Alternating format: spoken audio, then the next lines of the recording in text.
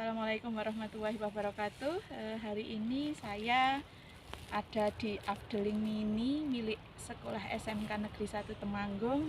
Beginilah keadaan tanaman kopi yang ada di sekolah kami. Untuk informasi lebih lanjutnya, marilah kita mendengarkan dari Bapak Gary.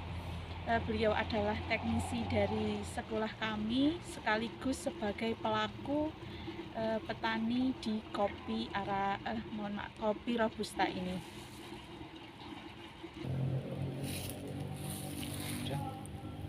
Perkenalkan, saya Gary sebagai teknisi kebun kopi.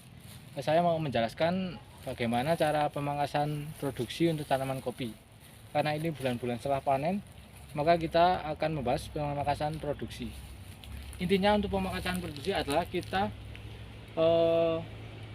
memilih cabang-cabang untuk produksi untuk tahun depan dan membuang cabang-cabang yang udah tidak bisa berproduksi.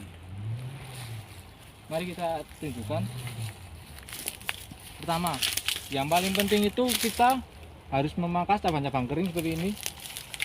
Ini ada cabang kering yang udah tidak berproduksi, sama ini yang setengah masih berbuah ini harus dibuang karena ini udah nggak berproduksi. Sama cabang-cabang balik. Cabang balik itu cabang yang mengarah ke pohon induk. Nah, cabang-cabang ini nggak boleh dibiarkan karena bisa merusak tanaman kopi itu sendiri. Nah, kita langsung potong aja. Kadang petani istilahnya itu sayang kalau dibuang karena cabang ini kan bagus, tapi karena ini cabang balik makanya ini harus dibuang. Nah, kalau nggak dibuang akibatnya seperti ini. Ini merupakan cabang balik yang sudah terlalu lama atau telat nggak dibuang, jadi udah besar gini, kalau mau dibuang jadi sayang. Ini cabang kering, cabang-cabang yang habis berproduksi, sama ini juga. Ini ada cabang-cabang yang sudah tidak bisa berproduksi. Pak Gary, kemudian ini kan masih ada buah-buah yang hitam-hitam, ini bagaimana ini? Ini untuk buah hitam ini kita panen. Jadi ini biasanya di dalamnya itu udah ada ini, bisa dilihat Hama penggereknya hama ya. penggereknya. Nah, Coba. ini dipanen, terus kalau mau direbus dulu biar ini mati, terus bisa diolah. Kalau enggak ini bisa dibuang, tapi jangan dekat-dekat dengan kebunnya itu sendiri karena bisa menjadi hama untuk yang lain. Jadi ini harus dibersihkan juga. Berarti pengendaliannya harus direbus itu tadi ya? Iya, karena ini hama penggerak ini sangat berpengaruh sama produktivitas kopi. Nanti kalau ini kok dibiarkan, nanti kopinya itu jadi jelek kualitasnya. Oh iya. Kemudian tanaman kopi ini sendiri punya bentuk apa ya? Tadi kok membahas bentuk? Kalau bentuknya sendiri ini bentuk payung. Kalau orang bilang payung, kenapa? Karena bentuknya seperti payung. Jadi ini termasuk tanaman kopi yang sudah disambung pucuk dengan cabang yang ke samping gini. Iya. Tapi ini juga bisa, misalkan ini subur, ini bisa jadi mercy juga ya, karena bisa. sudah mengarah ke sana dan mengarah ke sini. Ya, bisa juga. Yang kedua adalah pembuatan rorak. Jadi rorak ini difungsikan untuk mengumpulkan seperti seresahan yang ini, yang di bawah ini, sama buat peletakan pupuk kandang. Ini kenapa kok pakai rorak? Ini biar akarnya itu nggak naik. Nanti diharapkan akar itu menuju ke rorak untuk memakan pupuk kandang yang di situ. Kenapa? Karena kalau akar ini terus naik, kalau kita pupuk kandangnya kita letakkan di atas, nanti kemungkinan akar yang kecil-kecil itu naik. Akar jala ya Pak akar ya? jalannya itu. Nanti kalau itu kok terus naik, itu akar yang bawah, akar yang di dalam, akar tunggangnya itu bisa mati. Jadi rorak ini juga penting, terutama buat sanitasi, untuk mengumpulkan ini seresahan ini. Pembuatan rorak sendiri kita letakkan di antara dua baris kopi. Jadi ini tanaman kopi ini udah ada barisnya, baris 1 sama baris 2 ini. Nanti roraknya itu kita buat di sini, di antara baris ini. Nah, ini menjalar ke sana. Untuk lebarnya sendiri kira-kira 40 sampai 50 cm, kedalamannya juga sama. Kita buat memanjang. Pertama kita singkirkan dulu ini. Kita kumpulkan dulu.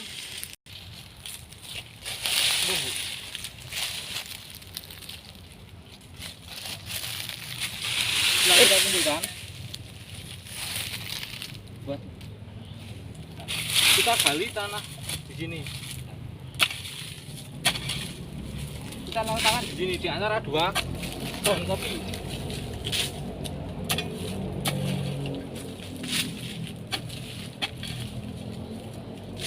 Usahakan jangan terlalu dekat sama kopi, karena kalau tanahnya itu diletakkan di atas tanaman kopi, ini nanti akarnya terus naik.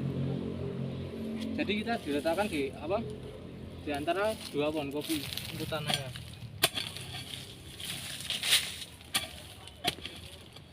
Nah, ini nanti kalau roraknya udah jadi, ini sersahan ini yang kita singkirkan ini nanti dimasukkan ke rorak semua untuk jadi pupuk. Yang ketiga adalah pemupukan. Pemupukan sendiri dilakukan secara umum 2 kali dalam 1 tahun. Nah, 2 kali itu waktunya awal musim hujan sama menjelang akhir musim hujan. Kira-kira bulan Oktober sama bulan Maret. Kalau pupuk kandang sendiri? Pupuk kandang sendiri itu biasanya kita pupukkan setelah panen. Pas setelah panen itu sekitar bulan-bulan September. Itu tujuannya nanti kalau pupuk kandang kan terurainya agak lama, jadi dibiarkan dulu di kebun. Nanti kalau udah musim hujan itu pupuk kandang itu udah siap langsung terserap oleh tanaman gitu. Berarti saat ini pupuk yang paling sesuai adalah pupuk kandang. Kalau setelah pupuk kandang.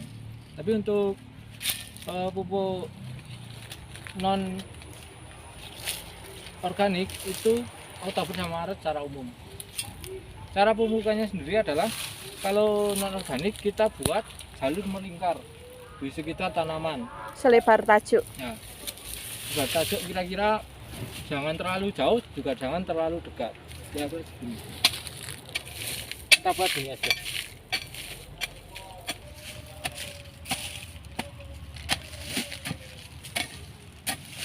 Ini bisa kita lihat, ini ada akar-akar tanaman yang keputus. Nah, ini nanti akan tumbuh akar baru yang bagus buat penyerapan unsur hara. Nah, ini setelah dibuat jalur melingkar gini, kita taburkan pupuk ini. Nah, ini merupakan campuran antara N, P, dan K. N-nya dari urea, P-nya dari SP36, dan K-nya itu dari KCL. Kita langsung tabur aja di jalurnya ya. Di sini. Untuk dosisnya disesuaikan sama tanaman. Kalau tanamannya kecil kita kasih sedikit, kalau besar kita kasih banyak, gitu aja. Iya, tapi kita juga tetap harus memperhatikan dosis tanamannya berapa tentu. gitu. Kita harus perhatian juga tanamannya. Kita sesuai kondisi di lahan lah. Kalau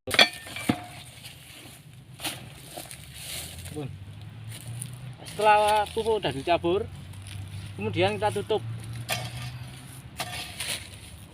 Penutupan ini bertujuan agar pupuk, terutama pupuk N itu tidak kepanasan terus kandungannya hilang atau tercuci menguap.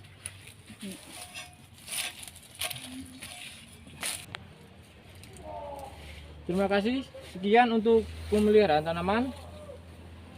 Semoga bermanfaat.